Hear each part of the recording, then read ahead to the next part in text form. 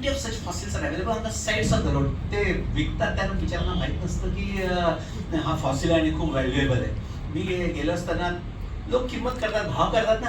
त्यांनी सांगितलं की मी विचारलं की मला ते कळत होतं की ते फॉसिल दिसत होतं, किती रुपयाला देणार. त्यांनी काय ते 200 रुपये सांगितलं. मी त्याला 400 रुपये दिले.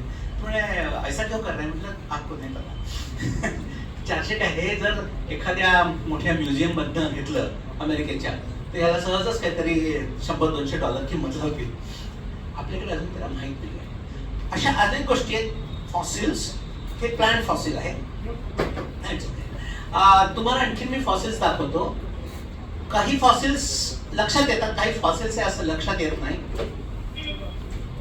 Is also a fossil, plant fossil. Fossil would 210 million years old. You can read. 210 million year म्हणजे कळतं का? 21 कोटी वर्षापूर्वीच आहे. My God, shocking. Something I'm holding in my hand which is shocking. Can you hold something which is 21 million year old? 10 million year is 1 crore. So this is 21 crore year old. Is it earlier to Ramayana or later than Ramayana? Ramayana is just 5,000 year old. So Ramayana and Mahabharata are recent things. Yeah, we need not get totally lost in those ideas. We must think of evolution. And how do people know that this is 21 million year old? Tell me. How much? Whatever, little more than 5,000 years. But then see, that is not very convenient. Carbon dating is okay for comparatively recent fossils, like human fossils. But there are other ways. There can be other radioactive substances which can be there. Can you name some? Uranium. Yeah, that's possible. What is the ultimate product of uranium? What it gets converted into after radioactivity? Anyway, you keep on thinking like that. Biology cannot progress without chemistry and physics and maths also. Thorium, madam is there, so she is the one who can say. Here radioactivity is very important. ज्याचा half life जास्त आहे, त्याचा उपयोग जास्त होतो. So this is something, but this is quite recent. 210 million year is recent. How many million year old?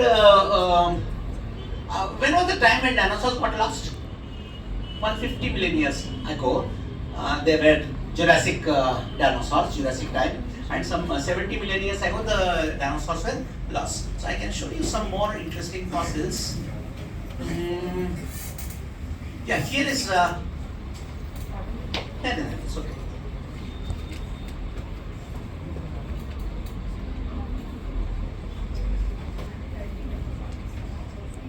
This is ammonite fossil, and many such fossils are available. ही species आता राहिलेली नाही. जगात अनेक ठिकाणी असे खूप वेगवेगळ्या प्रकारचे अमोनाइट्स आहेत. Mollusca group you know, but they have become stone now. Molluscan ammonite fossils, याचं इयर तरी लिहिलेलं नाहीये, पण I think it is at least 500 million year old, because ammonites वर plenty that time. Are you aware that there is what is called a geological time scale? तुमच्याकडे दिलाय मुद्दाम, ते आपण तुम्हाला वाटूया. So will provide you a time scale which will provide you an idea of the times. It is, you know, we are using our clock for 12 hours. We are using our calendars for 12 months. But technically, आपण विचार नाही करू शकत. This is terrific record, and using the determination A of age technique, it is possible to plan out how evolution occurred, how many million years ago things were there. So here is one more interesting plant fossil I'll show you. Fern fossil.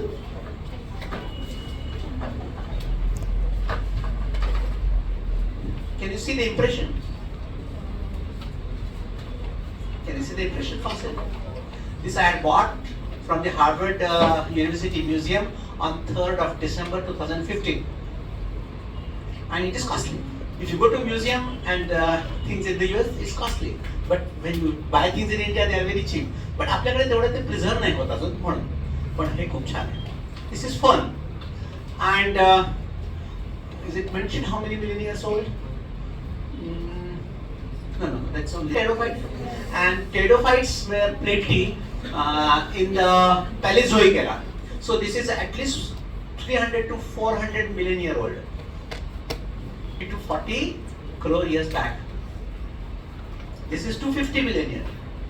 So it's unbelievable that we are holding something in the hand which is so old. These are all rocks. Ultimately, fossils are what? Life turned into stones, rocks.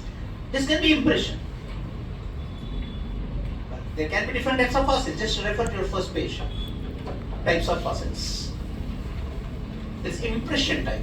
This is impression. म्हणजे layers तयार होतात रॉकचे, तर त्याच्यात मध्ये जे काही life अडकतं त्याचं impression इथे पडलेलं आहे.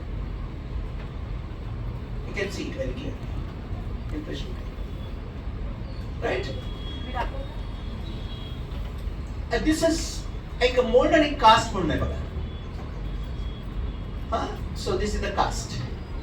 This ammonite fossil is, and it is deep in the ocean, then it becomes a kind of a mold, and the remaining surrounding material comes up there and becomes a cast. So mold and cast are fossil.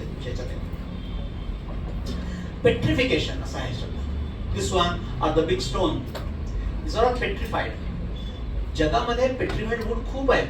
भारतातही आहे सगळीकडे. हे पण petrified wood.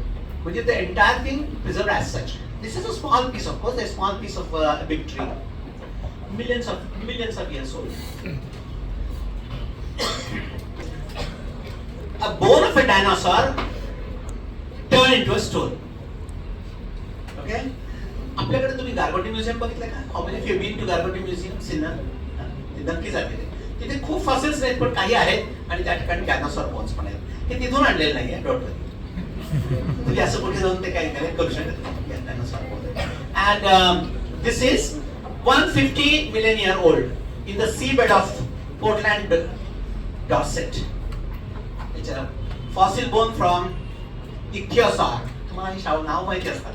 ichthyosaur, 150 million year old off seabed, Portland म्हणजे US waste भागात Seattle जवळ. म्हणजे हे सगळे फॉसिल्स आहेत. हा फार मोठा प्रूफ आहे. It's a direct proof. There are 3 proofs बघा तुमच्या ह्याच्यात. First page is about direct proof, that is fossil proof. Because these are the actual things which are existing, which are the actual things which can be collected. Second page वर आहे ते मात्र वेगळं आहे. Second page is all about anatomical evidence. आता anatomical evidence साठी आपण यांना मॅडम एक here radius analysis, carpals, metacarpals, phalanges. If you examine the forelimb of a frog, what bones you will get? Suppose I am frog. What bone I'll get here? You don't want to imagine that I can be a frog. Suppose I'm a frog, what bone will be there? Humerus. Which bones will be here? Radius, carpals, metacarpals. Suppose I'm a lizard. Imagine, just imagine. Still, lizard forelimb will have humerus, radius ulna, carpals, metacarpals, phalanges. Suppose I'm a bat. Still the same thing. It means that animals may be looking different, behaving different. Shapes and sizes may be different, but basic structure is same. So the sheet that is being distributed to you is about anatomical evidence. Can I have it for a while? See, basic plan is same. The lengths may be different. The bones may be slightly looking different. You can read out that in the notes, second page. Homology. Homologous organs. What are homologous organs? Function may not be same, but structurally they are all same. Is it only about forelimb? No, it is also about hindlimb. Is it only about forelimb or hindlimb or vertebral column? Also about vertebral column. Is it also about brain? Yes. If we have, I want one of you to tell me the parts of the brain. Come on, human brain. Yeah, please say. Lobes, those lobes are there. Frontal lobe and parietal lobe and occipital lobe. Very good. You know a lot of good biology. It means that these are the parts of the brain of human. The same will be the parts of the brain of an elephant. Absolutely same will be the parts of the brain of a frog. And so on. Frog, of course, brain will be slightly much less there, so not so many areas. But basic structure is all same. What do you think about heart? Chambered heart. How many chambers do we have? And how many chambers the birds have? And how 4 or 3? 4. How many chambers does a reptile have? crocodile has 4. Good. Madam, they know a lot. How many chambers does amphibian like frog has? 3. And how many chambers the fish has? It means chambers are there. 2, 3 or 4. So chambered heart is there in all vertebrates. This is homology. Homology is basic similarity. Heart must be chambered. All vertebrates have chambered heart. Brain must have these particular areas. All the vertebrates have the same areas. Fantastic. Is it by chance or because of evolution? It is because of evolution. It's not by chance. So this is all. The second page is all about the anatomical evidence. Anatomy is all internal studies. Okay. This can be applied to muscles also. We have biceps and triceps here, right? Even trauma has the same muscle, biceps and triceps, and so on. So everything, there's a basic plan which is common to all animals, particularly vertebrates and so on. So I'm not going into details of that page because I think there are more things I can say about fossils. I'm more interested in the fossil because it's a direct evidence. Direct evidence का human चे पण skulls मिळाले, पण fossilized skulls. आपल्याला human evolution पण माहिती. कोणी सांगू शकेल का ह्युमन इव्होल्यूशनच्या स्टेजेस? तुम्ही ऑस्ट्रेलियन ऐकलंय? What is the next one by chance if you know? Dryopithecus is more earlier. First Dryopithecus, then Australopithecus later on. By chance if you know. Neanderthal comes reset. मध्ये Homo erectus. मग Neanderthal, मग क्रो-मॅगनन आणि आता homo Sapiens वगैरे. तर हे सगळं कुणाच्या भरोश्यावर आपण बोलतोय? फॉसिल्स. तर हे सगळे ह्युमनचे फॉसिल्स पूर्ण मिळाले. एकाच असते ल्युसी नावाचे एक त्याला नाव दिलं गेलंय. That was a middle-aged girl whose fossils are found almost complete. She was Homo erectus type. But they mostly skulls मिळाले. But science has gone so ahead, so far ahead that it is possible to get a piece of the bone. नुसतं जरी दात तरी मिळाला ना फॉसिलचा, तो ह्युमनचा अधिक सिद्ध करता आलं पाहिजे. फॉसिल आहे सिद्ध करता आलं पाहिजे. त्याच्यावर पूर्ण स्क्रीन तुम्ही फेस रिकन्स्ट्रक्ट करू शकता स्क्रीनवर. There are lots of software available for it. आणि 100% हे कळून जातं की ह्युमन इव्होल्यूशन असं झालेलं आहे. Can you name the part of the world where the evolution started? Which is the part of the world where the human evolution basically started? Somebody said Africa. Indian आहे ना? कारण प्रत्येक गोष्ट इंडियातच आहे. आम्हीच गेट आहोत, बाकी सगळ्यांचं काही नाही असं नाहीये. So it is Africa. That's called as a cradle house of humans. तुम्ही कुठले मूळचे असं कोणी विचारलं ना, विचारतात ना विचित्र सांगायचे आम्ही आफ्रिकेत. आणि तुम्ही ऍक्च्युअली ट्रेस करू शकता तुमचा डीएनए जेवढा आहे, प्रत्येकाचा डीएनए, त्या डीएनए वरून असे आता एजन्सीज निर्माण झाल्या की तुमचा डीएनएचा सिक्वेन्स त्याला पाठवायचा आणि शक्यतो एक्स क्रोमोसोम, तुम्हाला माहिती एक्स क्रोमोसोम, वाय क्रोमोसोमला काय अर्थ नाही, कसं काय sorry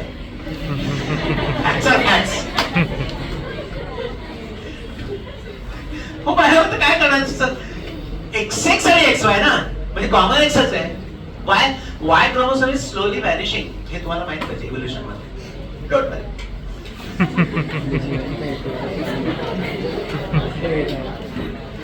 Actually, it is being proved that Y chromosome. So the X chromosome चा जे DNA आहे, that has kept on changing. आणि तुम्हाला तुमची ancestry ही फिमेल ancestry म्हणजे फिमेल साइड कडनं तुमचं ancestry कुठेही कळू शकतं. May be 1 lakh or 2 lakh generations इतक्या फास्ट. कारण वाय म्हणून नाही कळते. कारण का सांगा? मायटोकॉन्ड्रिया. Very good nice. खूप छान तयार आहेत. सांग नीट सांग बरं मायटोकॉन्ड्रियाचं काय सांगशील ते. असो ते मायटोकॉन्ड्रिया साइडकडनं येणारा खूप चेंज होत राहतो. आणि डीएनए जो वाय क्रोमोसोम कडनं येईल तो बऱ्यापैकी मेल टू मेल असा येईल. एनिवे त्याच्यात आणखी काहीतरी 2-3 गोष्टी आहेत, पण हे खूप छान आहे की तुम्ही काही ना काही विचार करून ठेवलाय. पण हा सगळा विचार इतका भव्य विचार सायन्सचा नीट सारख्या परीक्षेमध्ये वाया कशाला घालायचा नाही का? असा मी छोटासा मुद्दा फक्त साईडला मांडतो. Science is huge, chemistry is huge. Physics and chemistry and biology and maths are basic things. ते शिकण्याचा उद्देश नीट आणि जेईई हा नाहीये. त्या शिकण्याचा उद्देश आनंद आणि त्याच्यातून खूप चांगले career that apart. So it is possible to trace your ancestry. ह्याचं मला मूळच्या मुद्द्याकडे यायचंय की इव्होल्यूशनचं फॅक्ट हे सगळं कळल्यानंतर ना मग हे धर्म वगैरे थिकस्टिक वाटतात. हे आता धर्म आता सुरू झाले, जस्ट काही वर्षापूर्वी. त्यातल्यात हिंदू धर्म सगळ्यात जुना ठीक आहे, पण तो आत्ता.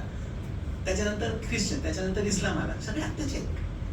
त्यांचे बुद्धिझम जैन सगळे आता एवढे अडते. त्याच्या सगळं नादी लागायचं का नाही. बाहेर शिकल्याचा फायदा काय, दृष्टी विशाल होईल. ते आता मिलियन्स ऑफ इयरचा विचार करतात. ते शीट बघा, तुम्हाला दिलं होतं ना हे शीट बघा. आता हे दिलं नाही का आपण सगळ्यांना? कदाचित खूप कॉपीज आहेत अजून.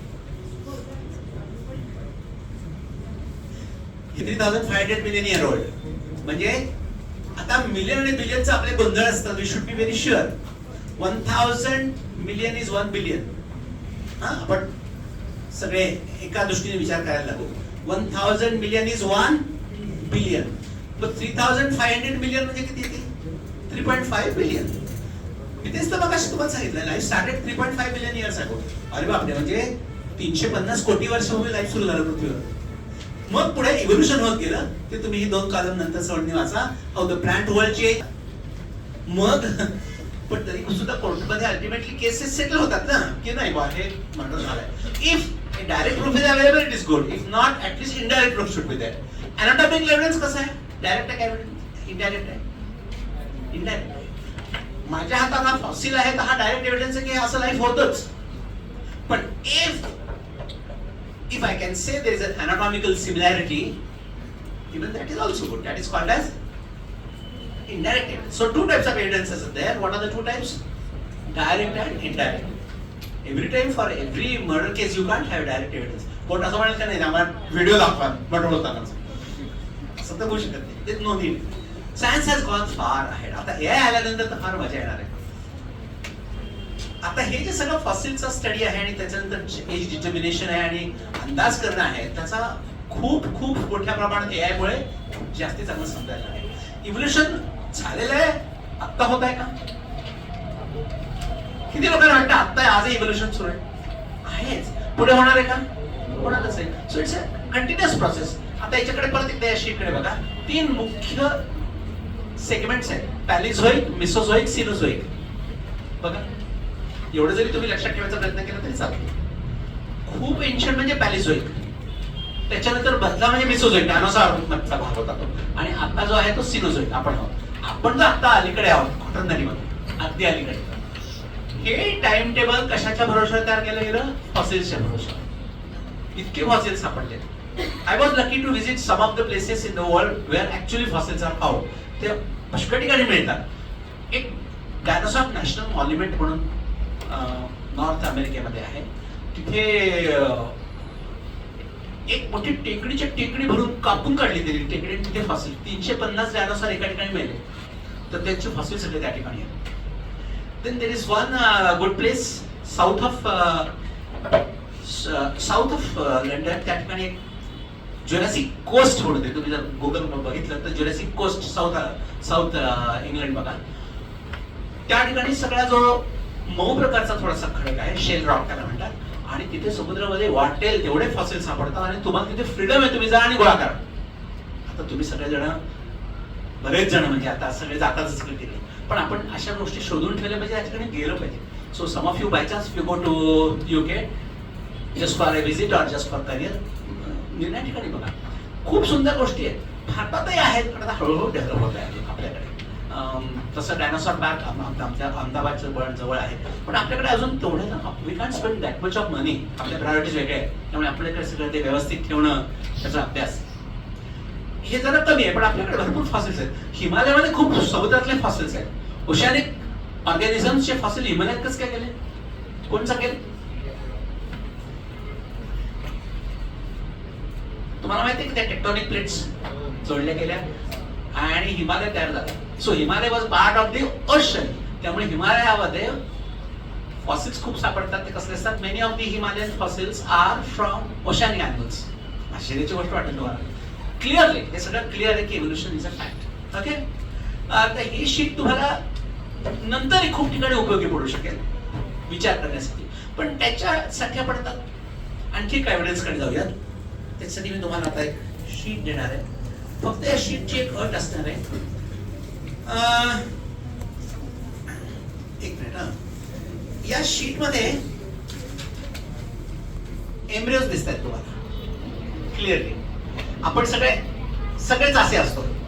आता मी तुम्हाला सांगतो की हे नेमकं काय काय आहे, याची उत्तर मी नंतर तुम्हाला देईन.